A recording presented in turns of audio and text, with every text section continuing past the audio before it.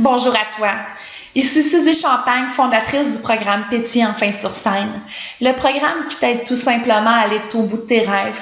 Tout ça pour t'aider à être enfin l'artiste que tu veux être, à être l'orateur public qui performe sur scène, ou tout simplement être le conférencier qui pétille enfin lorsqu'il est devant un auditoire. J'espère que ça va bien en ce moment. J'espère que tu avances un pas à la fois. J'espère que la matière que je t'ai livrée au cours des derniers modules commence à se clarifier, commence à se synthétiser, que tu es sur la bonne voie et que tu avances un pas à la fois vers la réussite. Tu sais, aujourd'hui, on se retrouve présentement dans le module 4. Le feu sacré du succès, ça repose sur la mise en scène, ça repose sur la planification. Aujourd'hui, j'ai une 8e vidéo à te présenter. En fait, la vidéo d'aujourd'hui est un peu technique. C'est pour ça que j'ai décidé de mettre ma voix avec un PowerPoint pour m'assurer que tu comprennes bien la matière. Cette 8e vidéo est ultra importante parce qu'elle parle de la mémoire. Je l'ai appelée « Stimulez-vous de votre mémoire de la bonne façon ».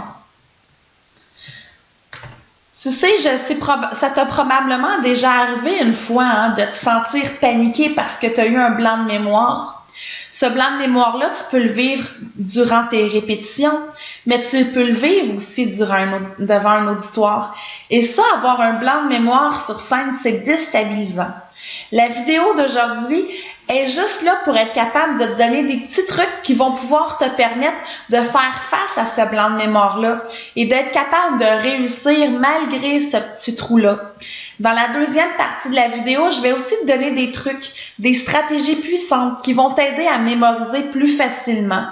Moi, je pense que lorsqu'on connaît comment notre système fonctionne, lorsqu'on sait comment notre mémoire fonctionne, c'est plus facile de la stimuler au quotidien. Et plus notre mémoire est stimulée au quotidien, mais plus on évite d'avoir justement des blancs de mémoire sur scène, et ça, c'est bon. Tu sais, lorsqu'on vit un blanc de mémoire sur scène, c'est paniquant. On a l'impression d'avoir un chat dans la gorge, on a l'impression qu'il n'y a rien qui sort. Ou qu'est-ce qui va sortir, c'est pas qu'est-ce qu'on aurait dû dire. Souvent, on se sent tellement paralysé, on aurait envie de partir, on aurait un désir de fuir en courant, mais on est tellement paralysé qu'on n'ose pas rien faire lorsqu'on ressent un blanc de mémoire. Lorsqu'on n'a pas de truc pour faire face au blanc de mémoire aussi, on peut se sentir mal à l'aise, on a l'impression que les spectateurs nous jugent, et ça augmente notre niveau de stress. Ça fait en sorte qu'une fois que notre niveau de stress est augmenté, on se sent pas bien, on est tous paniqués, puis on a l'impression que tout le restant de notre prestation, tout le restant du temps qu'on va être sur scène, on sera pas à la hauteur de ce qu'on est capable de faire. Et ça va avoir des répercussions sur notre spectacle, c'est certain.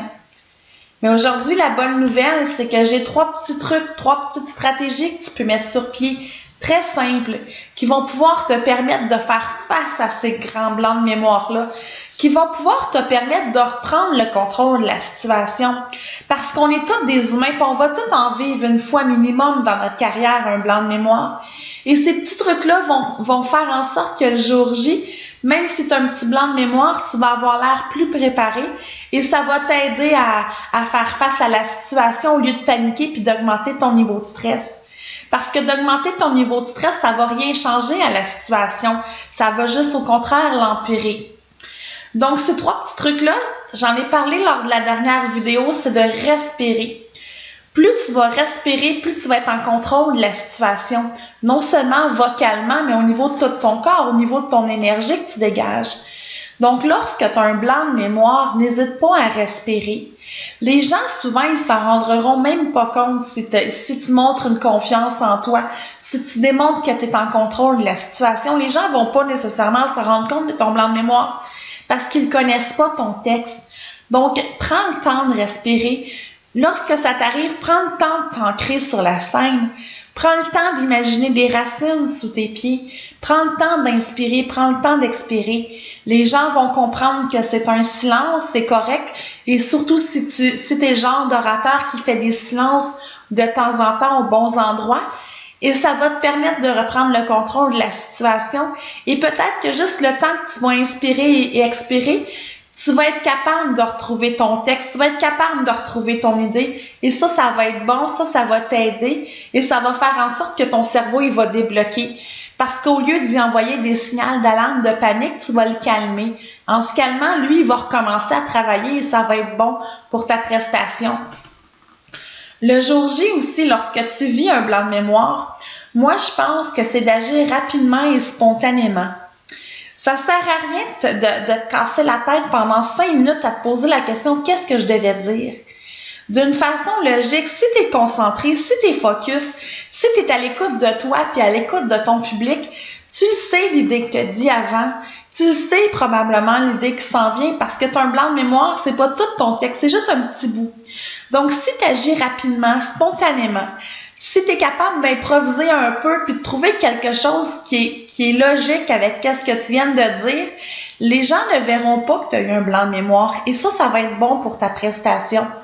C'est toujours agréable plus on est focus, de se dire bon, mais parfait, moi, j'ai un blanc de mémoire, mais je vais y faire face, je vais agir rapidement, je vais être spontanée, je vais dire quelque chose qui est à faire une blague et ça va faire en sorte que le spectateur n'y verra que du feu à la base. Un autre petit truc que je te donne, c'est de te trouver un plan B.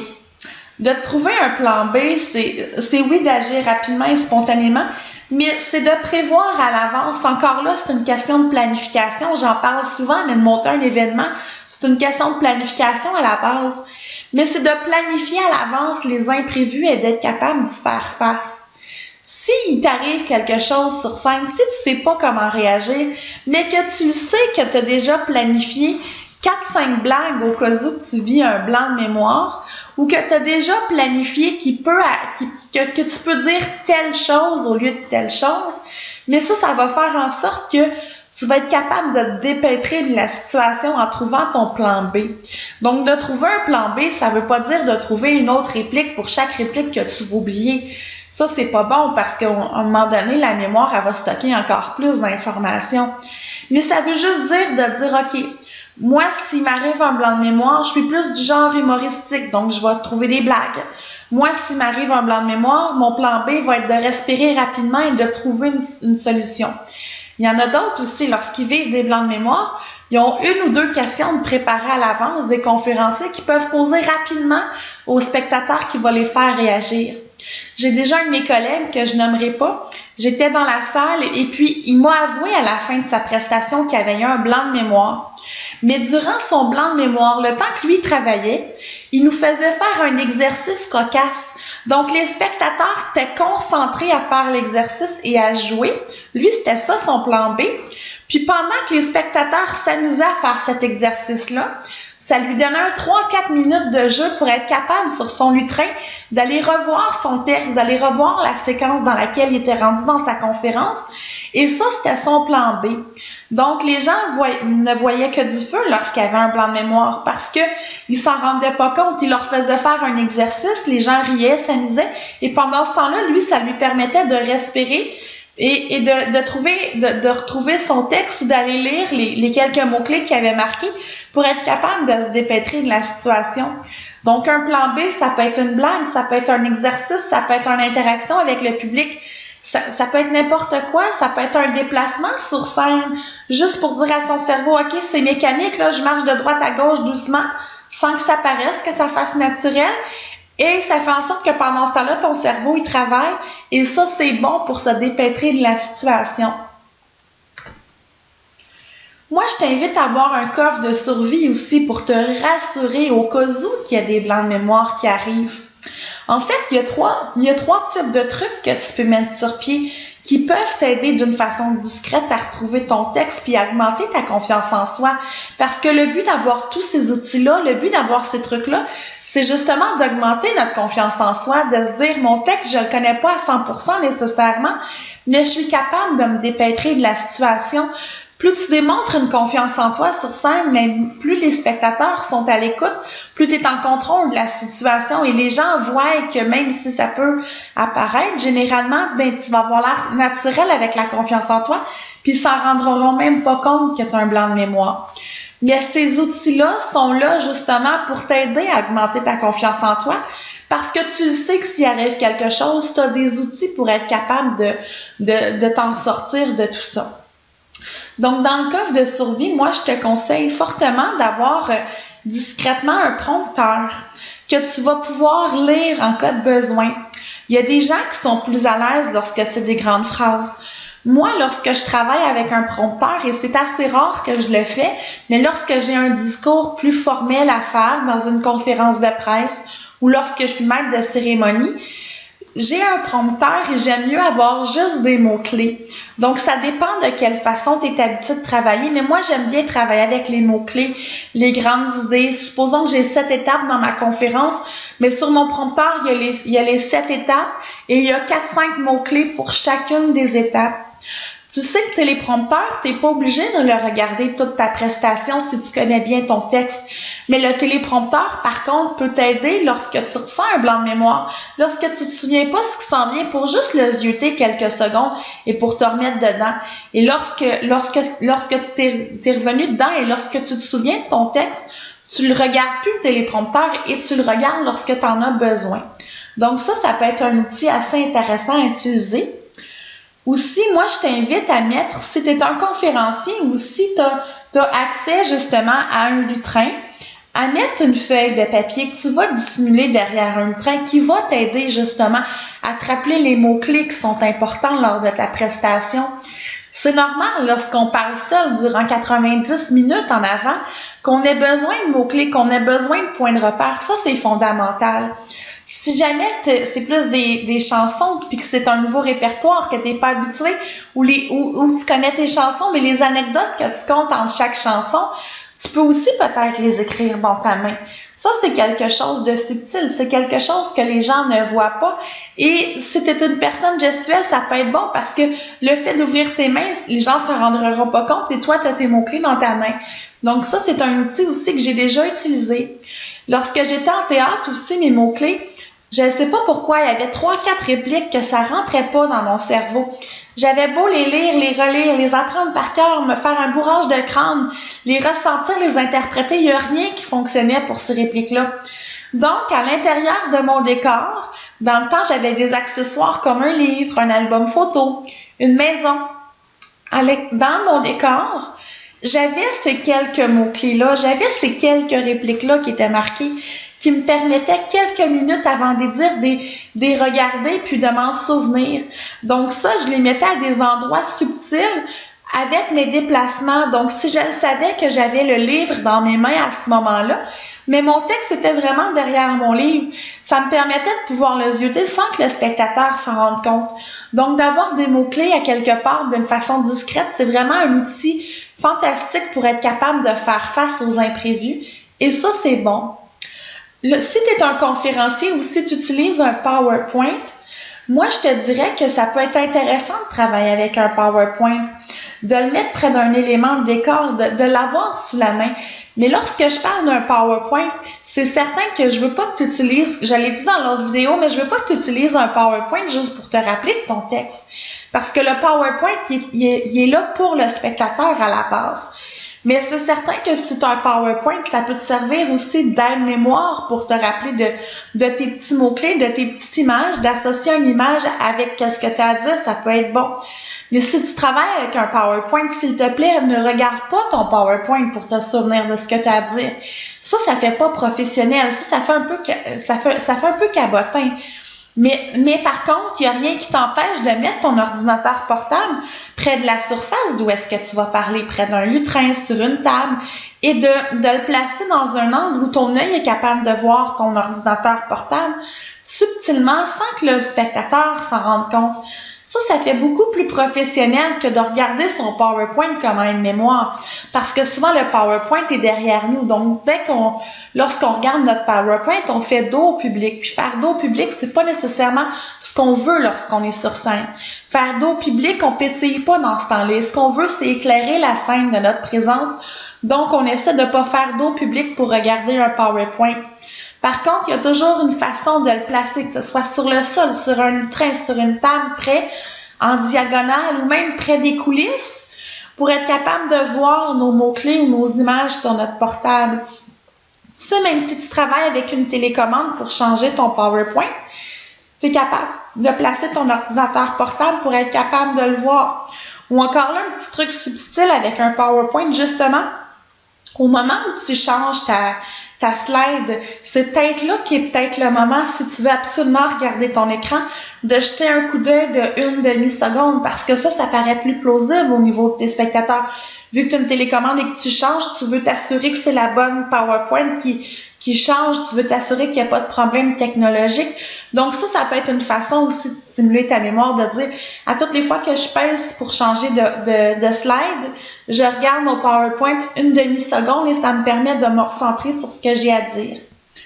Aussi, un autre truc que tu peux avoir, c'est avoir la présence d'un souffleur en coulisses disponible par écouteur. C'est certain qu'on n'est plus dans du théâtre parascolaire, là, où est-ce qu'il y avait un souffleur qu'on entendait, puis que là, les parents trouvaient ça cute lorsqu'on entendait le souffleur. On n'est plus dans cette gamme-là. Par contre, aujourd'hui, avec la technologie, il n'y a rien qui t'empêche d'avoir un souffleur qui est disponible par écouteur, qui va être capable de souffler dans ton oreille qu'est-ce que tu as besoin d'entendre au bon moment. Ça peut être une technique intéressante, là, si toi, tu aimes ça, être en confiance et avoir quelqu'un qui est avec toi. Ou si cette personne-là peut justement te dire des indices, comme je disais lors de la dernière vidéo, tu parles trop fort, tu parles trop bas, il y a telle affaire qui s'en vient, la musique s'en vient, on a un pépin. Donc, d'avoir accès à ça à ton oreille, ça peut peut-être t'aider. Mais en même temps, ça peut être une source de distraction qui fait en sorte que tu n'es pas focus durant ton spectateur. Donc, moi, je te mets quand même une mise en garde. Lorsque j'étais agent de sécurité, dans mon cas, c'est peut-être un outil que moi j'utiliserais parce que lorsque j'étais agent de sécurité, je travaillais avec un écouteur. J'avais une conversation tout le temps dans mon oreille pendant que j'étais avec les gens et j'ai appris à travailler avec juste une oreille et j'ai appris à être capable d'écouter deux conversations en même temps. Donc, dans mon cas, ça peut être un outil intéressant. Mais si tu n'as pas de concentration à la base, tu es une personne qui est facilement distraite, peut-être que c'est pas la meilleure méthode à utiliser, mais je le mets quand même parce que ça peut être un outil intéressant pour certaines personnes qui est plus auditive.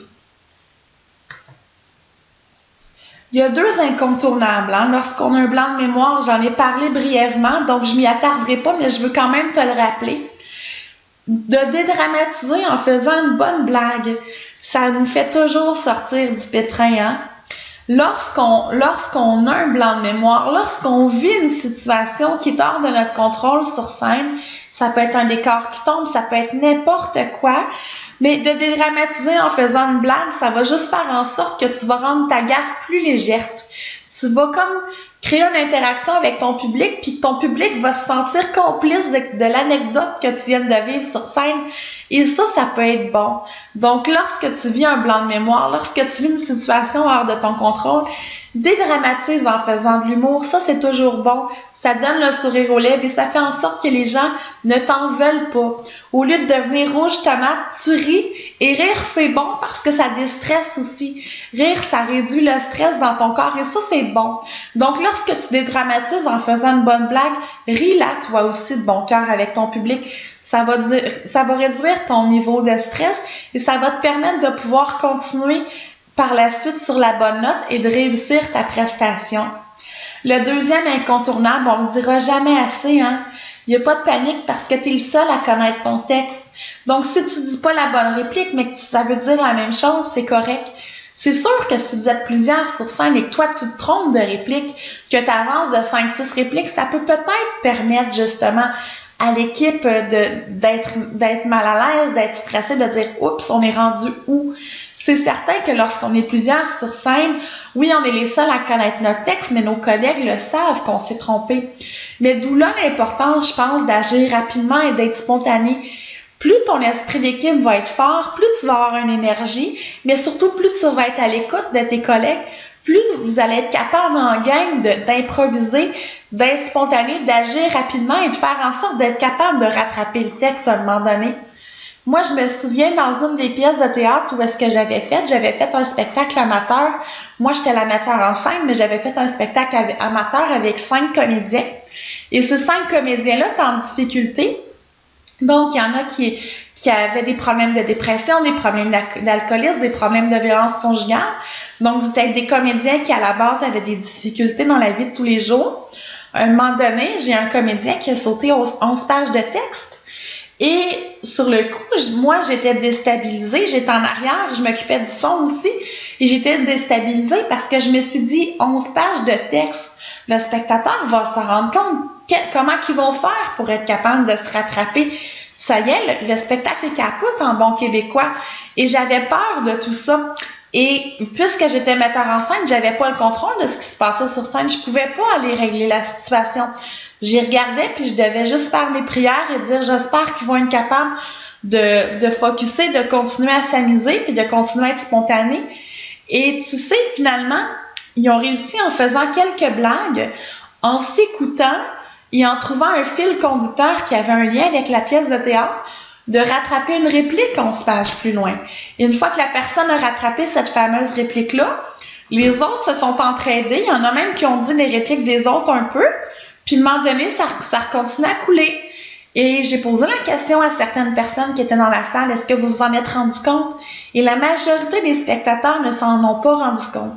Il y a juste les experts comme moi, les gens qui étaient plus là pour donner du feedback constructif, qui, eux, s'en étaient rendus compte, mais monsieur, madame, tout le monde ne s'en était pas rendu compte.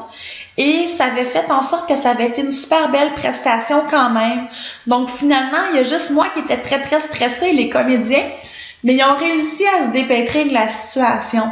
Donc, je me dis, si on est capable de sauter 11 pages de texte, qu'on n'est pas des comédiens professionnels, qu'on n'est pas des artistes au niveau professionnel, et que les spectateurs n'y voient que du feu, mais toi, si ça t'arrive sur scène, aie confiance parce que les spectateurs vont n'y voir que du feu, eux aussi. Au niveau de la mémorisation, sache qu'il y a 3 principales étapes pour stimuler sa mémoire. Lorsque tu apprends quelque chose, ton cerveau fait 3 étapes.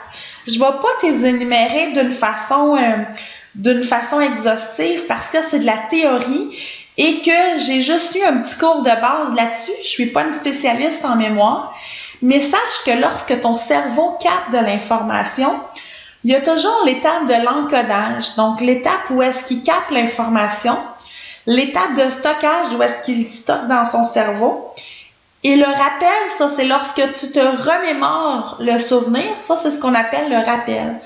Donc à toutes les fois qu'il y a une nouvelle donnée qui arrive dans ton cerveau, au niveau de la mémorisation, il se passe toujours ces 3 étapes-là. L'encodage, le stockage et le rappel. Donc c'est comme ça que ça fonctionne au niveau de la mémoire.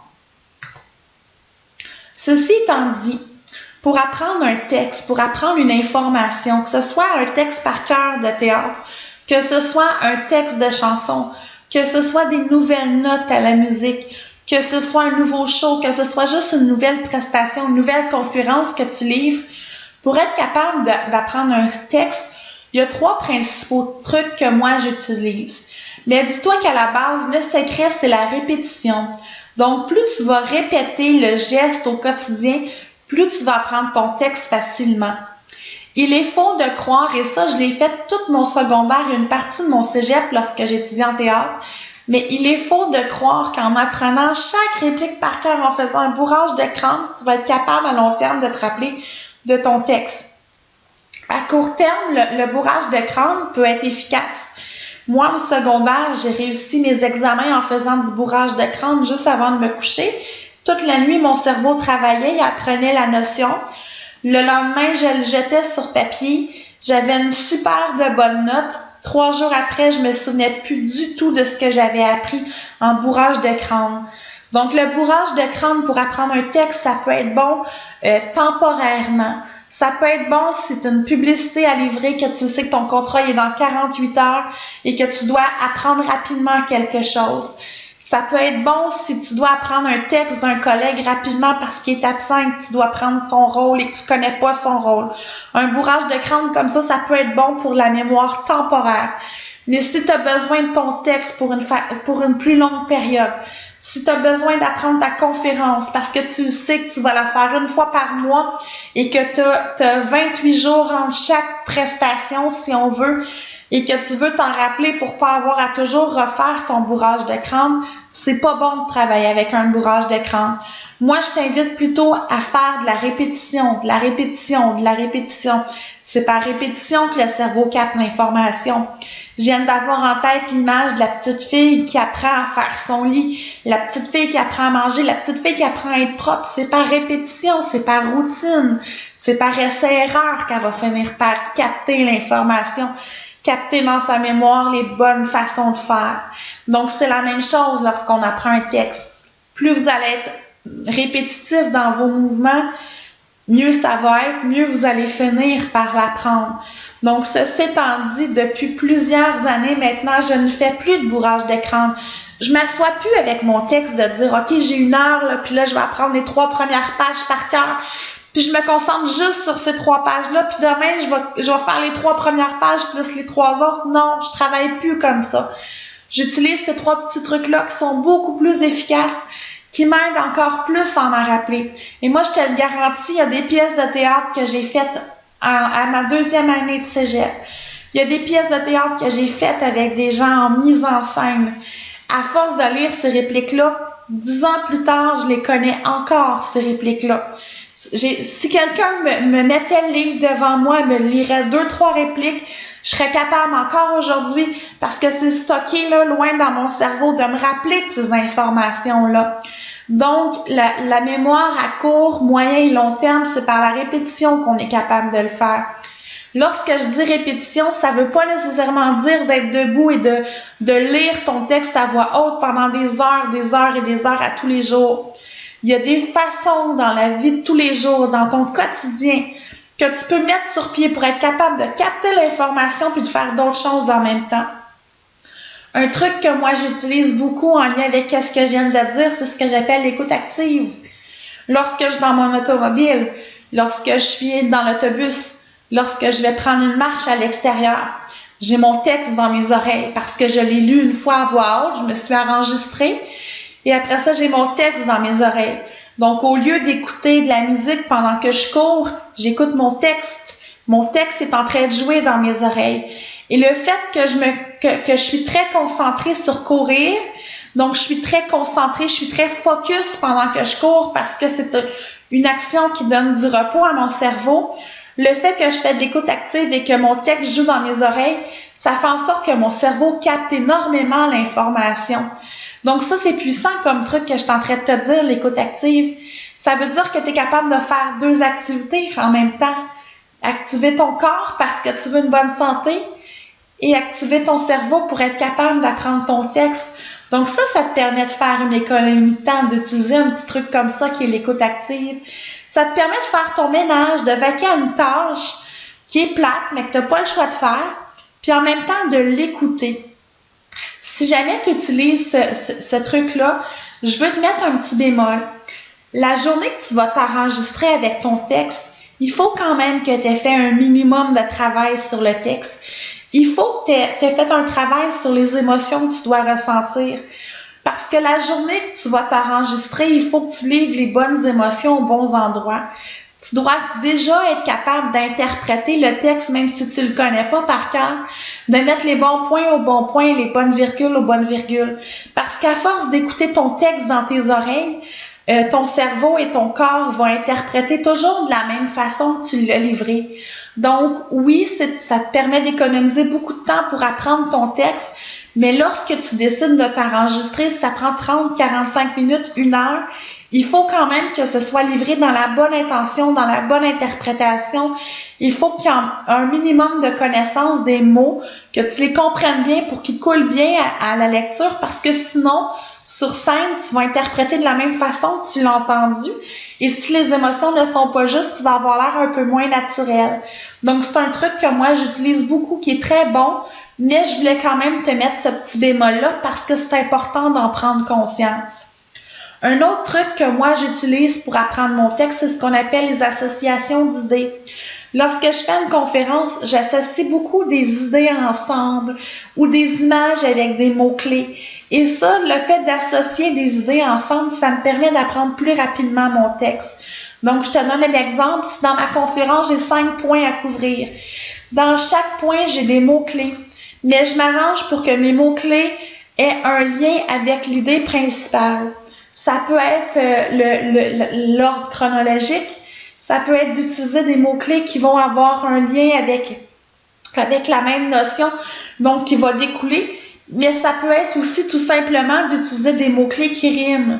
Moi, lorsque j'associe les idées avec des rimes, moi, ça m'aide. Donc, lorsque je fais mon travail pour apprendre mon texte, Lorsque je me mets mes mots-clés, je m'arrange pour que ça rime tout ensemble. Donc, mettons, le point 1, ça rime avec tel type de mot. Au pire, je suis capable de trouver avec des synonymes. Le point 2, c'est un autre rime. Le point 3, c'est un autre rime. Le point 4, si ça rime pas, ça peut être une image. Donc, je me mets une image mentale. Je me dis, OK, tel bout, je le sais que je m'en souviens jamais, mais lorsque je pense, mettons, à une théière, bon, ben, le fait d'associer la théière dans ma tête, ça fait en sorte que moi, je me souviens plus facilement de mon texte. Des fois, même en théâtre, c'est une phrase. On ne sait pas pourquoi on bloque sur cette phrase-là. Mais cette phrase-là, si je pense à une blague, à une anecdote que j'ai déjà vécue, donc j'associe cette phrase-là à une idée, ça me permet de débloquer, ça me permet de me rappeler plus facilement. Donc ça, c'est de jouer avec notre cerveau, c'est de le diriger vers des orientations plutôt que d'autres, et ça stimule notre mémoire, et c'est plus facile comme ça. Donc des fois, ça n'a pas rapport, je vous dis, mettons, la théière, la phrase n'a aucun lien avec la théière, mais moi, je me souviens que ma tante a déjà dit une phrase dans le même genre. Elle était assise avec moi avec sa grosse théière rose. Donc, le fait que je me souvienne de la théière de ma tante me rappelle la phrase parce qu'elle l'a dit devant moi, puis j'en ai ri à m'en tordre. Donc, c'est dans ce sens-là que d'utiliser des images, des mots, ça peut nous aider d'associer nos idées, de faire un package deal avec les idées qui se ressemblent, nous permettent d'apprendre plus facilement notre texte. Et ce qui est magnifique, c'est que la majorité des conférences, la majorité des textes sont construits selon un ordre chronologique. Donc, notre cerveau mémorise beaucoup plus facilement lorsqu'on est dans un ordre chronologique.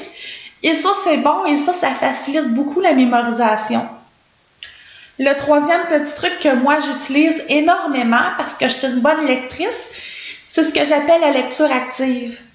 Donc, au lieu de faire un bourrage de crâne, de dire pendant 1 heure, j'apprends 3 pages, non, au début, c'est sûr qu'à un moment donné, je finis par l'apprendre par cœur, puis je me débarrasse de mon texte, et je le fais sans texte, mais au début, lorsque je reçois un 20, 30, 40 pages de texte de théâtre à apprendre par cœur, je fais juste le lire comme un livre.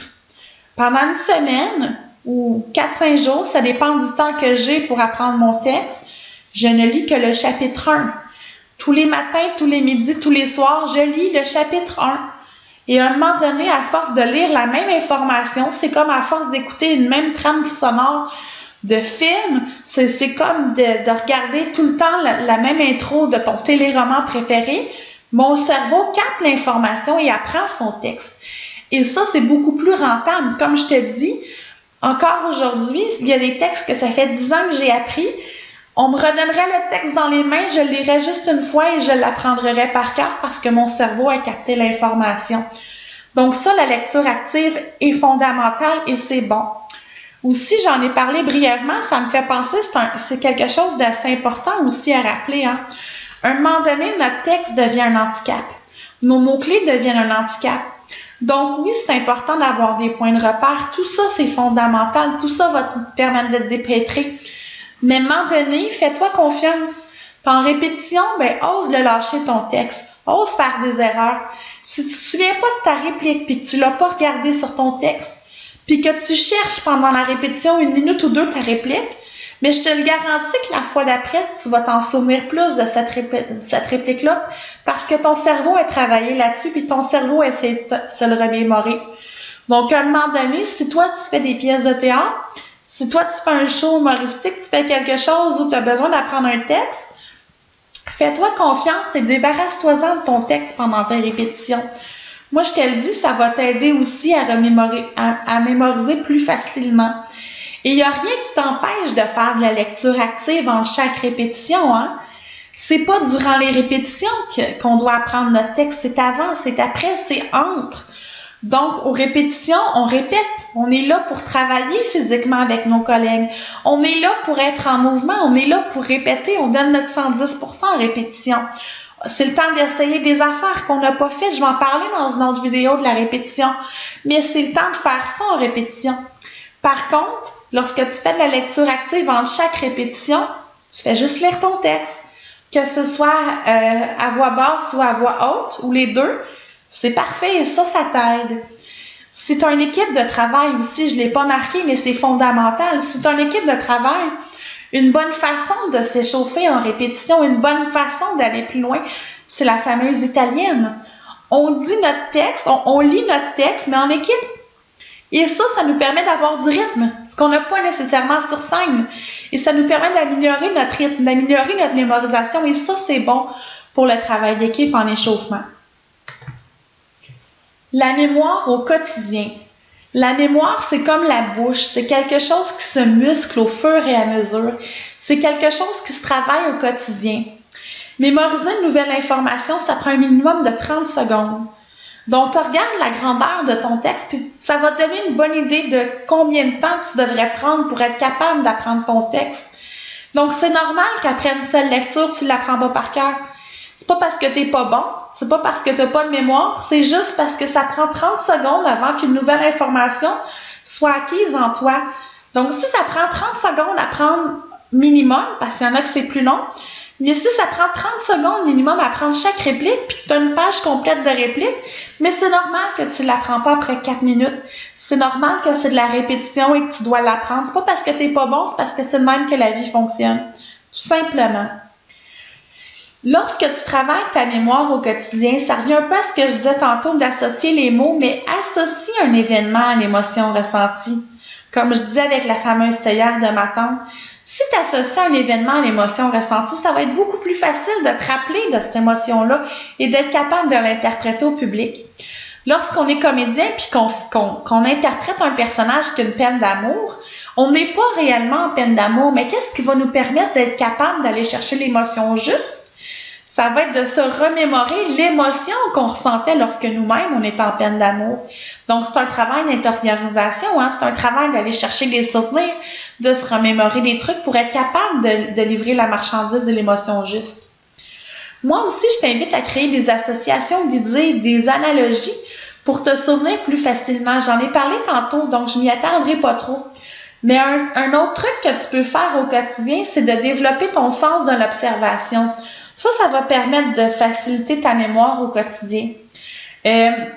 Développer ton sens de l'observation, ça peut être de regarder une personne et d'essayer une fois que la personne n'est plus là, de dire, OK, qu'est-ce qu'elle avait? Elle avait-tu un bijou? Elle avait-tu une montre aux mains? C'était quoi les motifs de son chandail? Et juste, tu t'amuses, tu le fais d'une façon subtile, seul avec toi-même, mais ça va stimuler ta mémoire au quotidien. Ça va faire en sorte que tu vas porter une attention plus particulière sur tous les petits détails des gens qui t'entourent, des détails qui t'entourent. Et lorsque tu vas avoir un travail de texte à faire, ton cerveau va être habitué d'aller dans les petits détails et ça va permettre de stimuler ta mémoire plus facilement. Pour développer ta mémoire aussi, je t'invite à faire des jeux comme des mots cachés, des mots croisés, des quiz, des jeux d'association, des jeux de société. Ça, c'est très bon pour stimuler ta mémoire. Écoute, moi, j'ai travaillé pendant plusieurs années avec des personnes âgées atteintes de perte d'autonomie. Ces gens-là n'avaient pas nécessairement de l'Alzheimer, mais il y en a qui avaient l'Alzheimer dans ceux qui étaient autour de moi. Puis ces gens-là, plus on faisait justement des jeux d'observation, des jeux de mémoire, des mots croisés, des jeux d'association, des jeux de société, ces gens-là, on travaillait leur mémoire. Ce qui faisait en sorte que le fait qu'on mettait ça sur pied dans leur loisir, au lieu de développer la maladie plus rapidement, parce qu'il y en a qui étaient déjà atteints de la maladie d'Alzheimer, mais ça prenait un peu plus de temps avant que la maladie se détériore. Donc, c'est un travail au quotidien. Plus ça était travaillé, mais mieux c'était. Et ça faisait en sorte que ces gens-là, même s'il y avait peut-être moins de mémoire, se développaient des trucs et restaient autonomes plus longtemps possible parce qu'on travaillait la mémoire au quotidien. Donc, c'est la même chose pour l'artiste. Il faut stimuler notre mémoire au quotidien pour la garder le plus longtemps possible. Ceci étant dit, tu sais, c'est vrai qu'en vieillissant, il y a des choses qu'on ne se souvient plus. Lorsqu'on est un artiste de 45 ans, on n'a pas la même mémoire que lorsqu'on est un artiste de 20 ans. Donc, au fur et à mesure, il faut se développer des trucs, il faut être plus patient. Il faut peut-être se dire que pour apprendre son texte, on va le lire 3 fois de plus. Mais en bout de ligne, c'est correct, ça fait partie de la vie, puis il faut l'accepter, ça, que notre mémoire, quand on a 45, 50, 60, 70 ans, est peut-être moindre que lorsqu'on avait 20 ans. Ça fait partie de la gang, puis on a un travail d'acceptation à faire en ce sens-là. Stimulez votre mémoire en vous rappelant ce que vous avez mangé la veille. Écoute, c'est très drôle comment la mémoire est faite. Il y a des choses qu'on est capable de se rappeler, comme mettons moi, mon dernier voyage dans le sud, je me souviens exactement ce que j'ai mangé la première journée.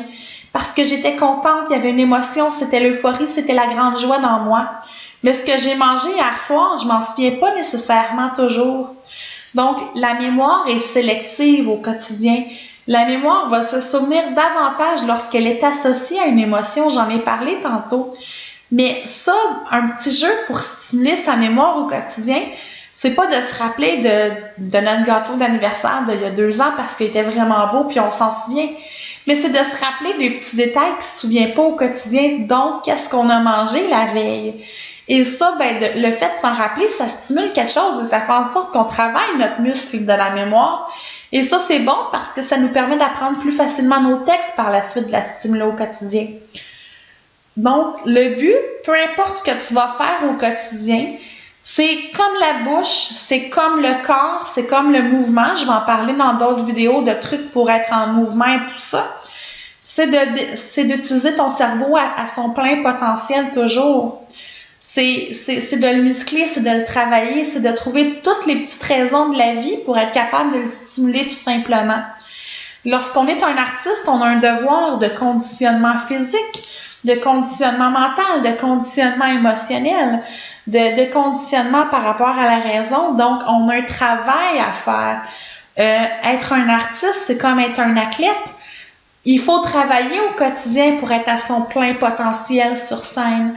Donc, on travaille l'articulation, on travaille la mémoire. Plus tard, je vais vous en parler. On va travailler le corps. Et tout ça, ça va faire en sorte que justement, on va devenir un être accompli à son plein potentiel humain et on va donner toujours notre 110%. L'artiste qui réussit à courir dans un marathon, ça fait des mois qu'il se pratique, hein? Ça fait des mois qu'il travaille pour ce fameux 25 secondes-là, 30 secondes, 1 minute. C'est la même chose. On est sur scène pendant 1 heure, peut-être pendant 2 heures, une après-midi même. Mais on doit travailler au quotidien sur ce qu'on a à faire pour être à notre plein potentiel durant ce moment-là. Donc, il faut toujours garder ça en tête. Être un artiste, pétiller sur scène, ça demande un travail, ça demande un effort, et ça, c'est au quotidien que ça se fait. Donc, dans le cas de la mémoire, c'est de stimuler notre mémoire au quotidien. Donc, dans la prochaine vidéo, justement, je vais te donner des trucs pour être capable d'apprivoiser la scène plus facilement. Parce que la scène, c'est ta maison. La scène, c'est important d'être capable d'être à l'aise dessus. Donc, d'ici à cette vidéo-là, si tu as des questions, n'hésite pas à les laisser en bas de la vidéo. Ça va me faire un plaisir d'y répondre. Je sais que c'est pas toujours évident. Je sais que des fois, tu écoutes une vidéo puis tu te dis peut-être, oui, mais c'est bon la mémoire, mais moi, je veux avancer, je veux des trucs, je veux des stratégies, je veux avancer. Je veux que tu me dises comment ça fonctionne en arrière-scène, Suzy. Oui, on en a parlé, on va en parler encore. Il reste encore 4 modules à voir, non 5. Mais par contre, je pense que ça, c'est des fondamentaux. Puis même si je t'explique des trucs, des stratégies promotionnelles, même si je te donne tous les trucs au niveau de l'organisation qu'il n'y a pas sur Terre, la mémoire, la façon de lire oralement, la communication, la scène, la mise en scène, tout ça, c'est une base. Tu la connais probablement déjà, mais c'est bon de t'en rappeler parce que tout ça, c'est une base, puis c'est en imbriquant toutes les petites bases les unes dans l'autre que ça va faire la différence entre être bon sur scène et être excellent. Parce que si tu veux pétiller sur scène, tu dois apprendre à devenir excellent sur scène. Pas excellent en te comparant aux autres, excellent en te comparant à toi. Mais c'est important de s'en rappeler. Donc, je te remercie beaucoup. On continue à travailler fort, on lâche pas. Merci, à bientôt.